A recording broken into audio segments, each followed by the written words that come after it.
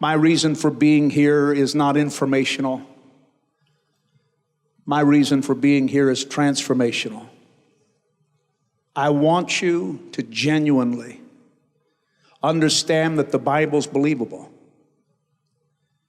And for all of you that went to a college where a professor went out of his way to point fingers of false and accusatory statements to the authenticity of this book is provable through science. This book is provable through biblical archeology. There have been over 26,000 digs in the land of the Bible. Not one has ever disproved one single fact, one single piece of historicity in its pages. Not one single dig. Multiple thousands of them have proven its truth. I said that one time at a college in a Q&A, and somebody said, well, of course biblical archaeology would back it up. It's biblical archaeology, as if it were all controlled by Christians. But biblical archaeology, by and large, the leaders and the voices and the prolific authors and data detailers of biblical archaeology are atheists, agnostics, secular, liberal. They only call it biblical archaeology because it's archaeology done in the land of the Bible. And over 26,000 digs, thousands upon thousands have authenticated, detailed statements. Not one dig has ever disproven a single truth.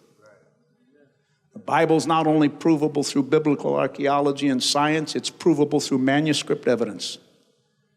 We now know, because of the modern age, for years they said there were 20 to 24,000 manuscripts, scrolls, bits and pieces of the Bible to give it backing and authenticity. They now have these computer programs where all information in the world goes into a common collective file, as it were, based on subject. And in recent years, it's been announced that we have over 66,000 manuscripts, scrolls, bits and pieces of the Bible. They're actually printing a Bible as I speak that they said will be 99.999% accurate.